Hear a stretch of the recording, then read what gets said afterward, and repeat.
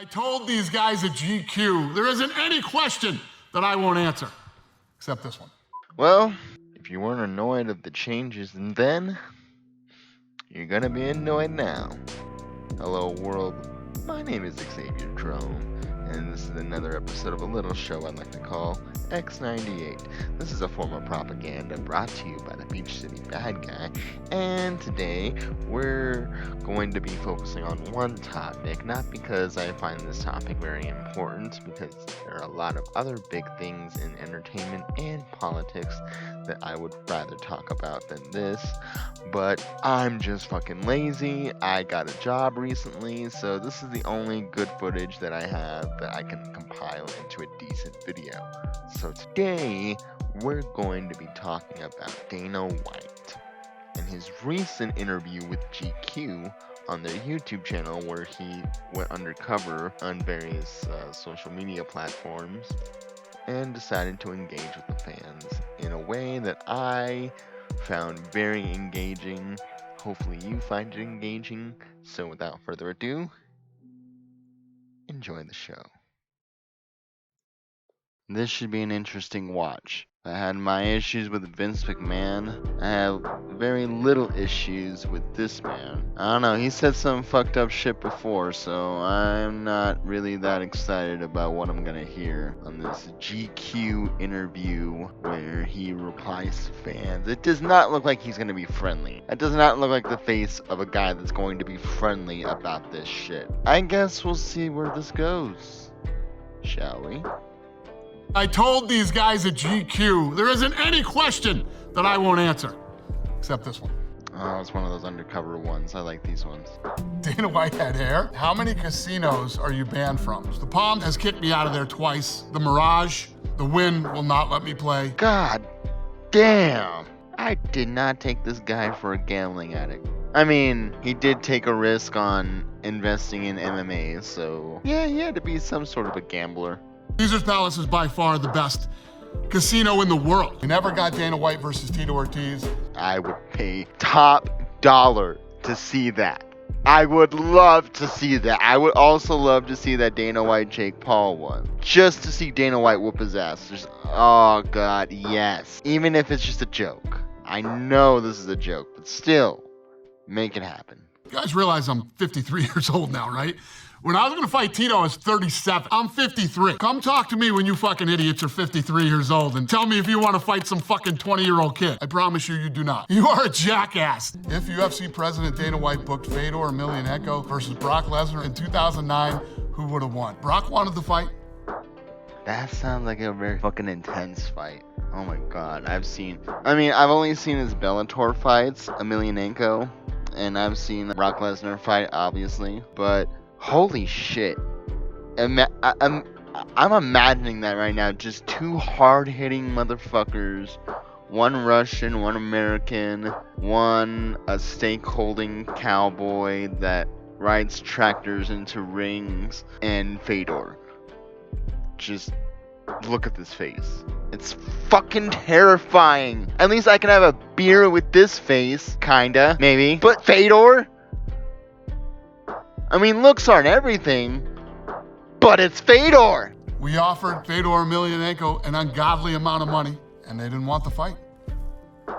Ooh, that face looks like, yeah. Fedor was scared? No. Emelianenko, this guy. That guy, hell, I'd see it even if they weren't in their prime. But I know that's not gonna happen, but I don't know what to tell you. Listen, there aren't too many things you can talk shit about the UFC about. If you look at what we've done with the business in the last 22 years, never been done ever, the things that we've done in the fight business, and fighters always want to make more money. Boxing has absolutely been destroyed because of money and all the things that go on. Believe me, these guys get paid what they're supposed to get paid. They eat what they kill. They get a percentage of the pay-per-view buys, and the money is spread out amongst all the fighters. If you don't like it, go start your own MMA organization. No barrier to entry. Knock yourself out. Pay them whatever you want to pay them. And that's why Bellator is in business, you son of a bitch. Quora. The fuck is Quora? Would Bruce Lee at his peak be able to contend with today's top MMA fighters? It's such an unfair question. I'm such a huge Bruce Lee fan. I mean, Bruce Lee in his day, we wouldn't be where we are today without Bruce Lee. So to try to compare him to today's fighters is ridiculous. Let's look at this question real quick. As good of a fighter as Bruce Lee was, and I'm sure at full force, he can throw an amazing punch that could knock out anybody. But let me tell you something right now. Based on interviews I've seen from stuntmen that have done it, based on interviews of people in wrestling that have done MMA, the dude was an actor. He acts. And I know what you're gonna say. Oh, but Chuck Norris was a karate champion and he was an actor. Randy Couture, Ronda, do not bring up fucking Ronda Rousey and her dog shit acting. I'm not gonna sit here and question the fighting skills of a Tony Jaa, except when it comes to an actual Muay Thai fighter in the ring. If it's an actual Muay Thai fighter against Tony fucking Jaa, I'm picking the fighter 9 times out of 10. I don't care how many Ung Boks I've seen. So this question, would Bruce Lee? No! Because the MMA fighters are trained to kill. Bruce Lee was trained to make it look like he could kill. That's all I'm saying. I'm saying he might have gotten fucked up by actual trained fighters. And I get where Dana White's coming from because he's a big fan. And I'm a big fan too. I watch all the Bruce Lee movies. I love his acting. I love his son's acting. But he's not a competitor. He's an actor. There's different mentalities that go into that. I'm just saying. It's such an unfair question. I'm such a huge Bruce Lee fan. I feel for you, man. I feel for you. How did Dana White get involved in the UFC? So I was involved in boxing. Of course that's where it starts. Of course that's where it starts. I mean, MMA starts in the 90s. Boxing was big in the 90s. UFC was just kind of starting up. And then UFC gets popular over the 2000s and then 2010s and then it peaks and then blah, blah, blah. Myself and my partners, the Fertitta brothers, started taking jiu-jitsu. We fell in love with it. We became obsessed with it. And through that, we started to meet a lot of the fighters. And I started to manage Chuck Liddell and Tito Ortiz. What the fuck? I did not know that. That's why they were like the poster boys of UFC, especially in the Dana White era. Holy shit. Okay. That makes a lot more sense. Okay, this is coming from a guy who's not very familiar with MMA history, only very familiar with, pro wrestling history, maybe a little bit of boxing history. But my MMA history is just kind of wishy-washy. Maybe I know a couple things or two, but that's interesting to know because, again, Tito Ortiz and Chuck Liddell, for as good of fighters as they were, like there were other ones that obviously ended up kicking their asses later on. But those two, I remember being like the poster boys for UFC. Like UFC Unleashed always ends with the fucking Chuck Liddell scream. So like to learn that Dana White managed both of them, that makes a lot more sense. And now we see the progression of history. Maybe that's why Tito Ortiz is trying to be a promoter too, because maybe he got inspired by Dana. Who knows? Who cares? I'm not watching Tito Ortiz's fights. I've already watched all of his fights in his prime, so I don't need to watch more. Just saying.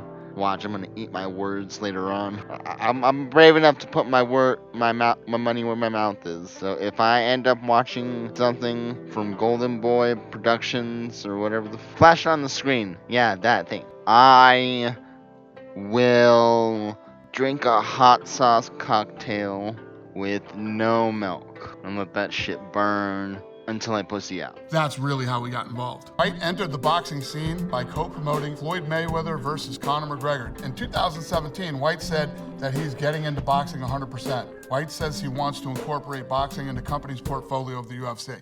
This is true. And every time I start to go down the road to get involved in boxing, I go, have I lost my fucking mind? Am I crazy? Why would I ever want to get involved in this corrupt, insane, fucked up sport? And then, you know, I jump out for a while and then I start to think about it again.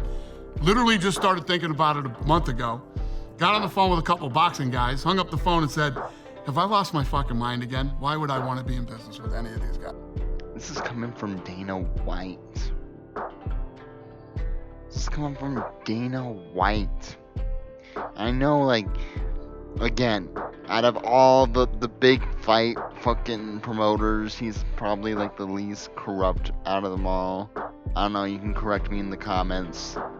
But, God, I don't even want to know how dirty boxing is. Maybe we'll check that out later on in the future, but maybe in a separate video. But yeah, like, that's some insane shit to think about. Because as fucked up as UFC can get, it gets a lot worse when it gets to boxing. That's just history. What outside influences have shaped the way you promote UFC and produce shows and cards? Most of my influences have come from, obviously, I was a big boxing fan growing up. Yeah, it'd be hard to say that the WWE didn't influence me too. I'm sorry, that just tickles me. That just tickles me. Of course it fucking inspires you.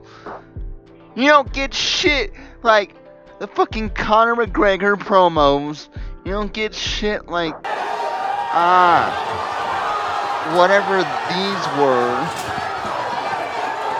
without having some sort of like, oh, this would be cool on TV. Oh, this would be cool on YouTube. Oh, the fans will go crazy for this. That whole pro wrestling mentality of, oh, like, build up to the card type of deal, like, by any means necessary. Yeah, 100%. Shane McMahon, biological son of Vince McMahon, at one point actually wanted to buy the UFC. He actually wanted to own it because he saw the potential that. So for him to say, oh, there was some influence from WWE, and also knowing that Shane McMahon at one point wanted to buy the UFC, yeah, I mean, kind of a strange coincidence. I'm glad we have the UFC. I'm glad we have Bellator. I'm glad we have fucking WWE and AEW too. Like, the more the better. What is the most brutal finish in UFC MMA history? To pick one is tough. I mean, there's been so many. Recently, Tony Ferguson versus Chandler, the leg breaks of Anderson Silva and Chris Weidman. Wait, what happened in Tony Ferguson versus Chandler? Oh! It's the one with that reaction. Okay, no, I think I remember this. Maybe I didn't remember who was fighting, but I do remember seeing pictures like that. Okay. Yeah, I remember seeing clips of this fucking knockout. Oh, that's fucking brutal. I don't even have to click on a video. Like, I want to, but let's get back to the topic at hand. I wonder what is going through Dana White's head during these face-offs. Also, what was the craziest face-off? What's going through my head is making sure that they don't touch each other and a big fight doesn't break out on stage. Tough. I never understand why fighters and face-offs do the old school put 'em up type of deal.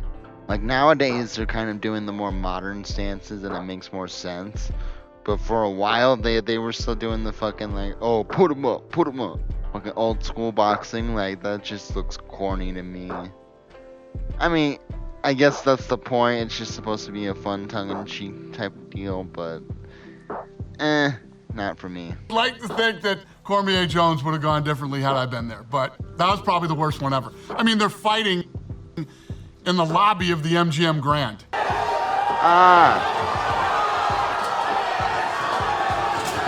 They're so always close to blows.